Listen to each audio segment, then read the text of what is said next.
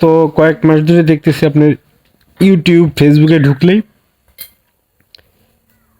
2 দিনের 3 দিনের 1 দিনের বাচ্চা ফেলে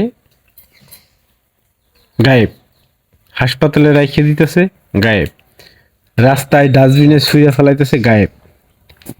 দেখেন, আমি তাদের উদ্দেশ্যে একটা কথা বলি, আপনার মানুষ, প্রকৃতির নিয়ম অনুযায়ী আপনাদের যৌন চাহিদা আছে, এতে কোনো নিঃসন্দেহের কোনো সন্দেহ নাই। আপনার যদি সেরকম চাহিদা বা খোরাক মিটাইতে আপনার যদি কেউ থাকে, অন্তত তার সাথে সেফলি সম্পর্ক স্থাপন করে। এখন সেটা অবৈধ সম্পর্ক বৈধ সম্পর্ক আমি সেটা বলবো না। যদি আপনি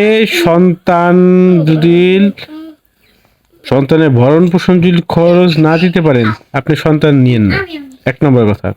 আর 2 নম্বর কথা হলো, অবৈধ সম্পর্কে যদি আপনারা এই ধরনের কাজ করেন, এইটা জীবনেও এই কাজটা করেন না যে গর্ভবতী হয়ে তারপরে 2-1 মাস পরে এই সন্তানটা রাস্তায় ফেলে দিচ্ছে। দেখেন,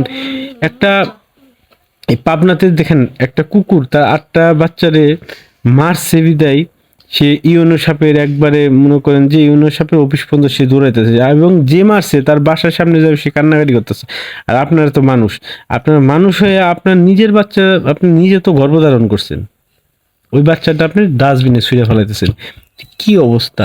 আপনার ভিতরে চাহিদা আছে, আপনার প্রোটেক্ট নিয়ে আপনি কাজ করেন, ঠিক আছে? আর যারা এই সমস্ত কাজে যারা পারদর্শী, যারা খুব পারেন, তাদের উদ্দেশ্যে একটা কথা বলি।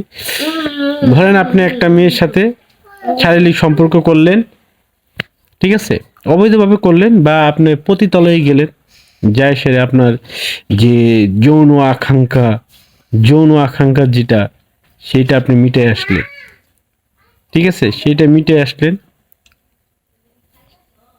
একটা সময় আপনি তো মিটে এসে বললেন, সেই যৌনকর্মী ধরেন সে আপনার ওসিলায় সে প্রেগনেন্ট হয়ে গেল, বাচ্চা যে ডেলিভারি করলো, বাচ্চাটা মেয়ে, ধরেন বাচ্চাটা মেয়ে হয়েছে। তো ওই বাচ্চাটা মেয়ে হওয়ার পরে আশা করি ওই যৌনপল্লীতে ওই মেয়েটাকে সুশিক্ষিত বানাবে না, একজন যৌনকর্মী বানাবে। তো ওই ও যদি যৌনকর্মী হয়ে যত পুরুষদের সাথে এই অবৈধ মেলামেশা করবে, তার দায়ভার, তার পাপের দায়ভার আপনার নিতে হবে। এটা চিরন্তন সত্য, এটা নিতে হবে।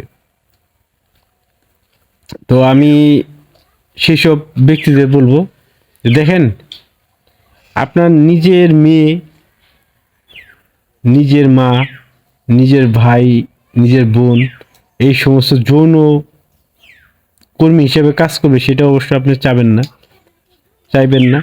তো সুতরাং আপনাদের যেরকম চাহিদা আছে, আপনারা খুব সেফলি আপনারা এই কাজগুলা করেন।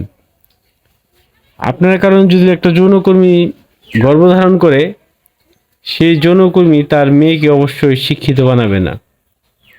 আপনার রক্ত ওই যৌনপল্লীতে যৌন ব্যবসা করবে, সেটা আপনি অগোচর, আপনি জানবেনই না যে আপনার রক্ত একটা যৌনপল্লীতে পড়ে আছে, সেইটা দেহ ব্যবসার মতো ঘৃণিত কাজ বা অশ্লীল কাজে জড়িত আছে, আপনি জানবেনই না। আপনি সেই দিন হয়তো জানতে পারবেন, হয়তো মনে করেন যে হাসরের ময়দানে আপনাকে দাঁড়া করাইবে, হয়তো আপনাকে ডাকবে যে এই মেয়ের বাবা হইলো অমুক, তা আপনি তখন অস্বীকার করবেন। বিষয়টা এরকম হইতে পারে, আপনি তখন অস্বীকার করবেন, কিন্তু আপনি জানেনই না যে আপনার ধারায় এত বড় একটা কাজ হয়েছে, আপনার রক্ত দেহ ব্যবসায় জড়িত ছিল। সুতরাং আপনারা একটু হিসেব করে চলাফেরা করেন, পা ফেলেন রাস্তাঘাটে। ভালো থাকবেন, সুস্থ থাকবেন। যিনারা আমার কথা যদি ভালো লাগে তাহলে আমাকে সাপোর্ট করেন, আর যদি ভালো না লাগে স্কিপ করে চলে যান। আসসালামু আলাইকুম।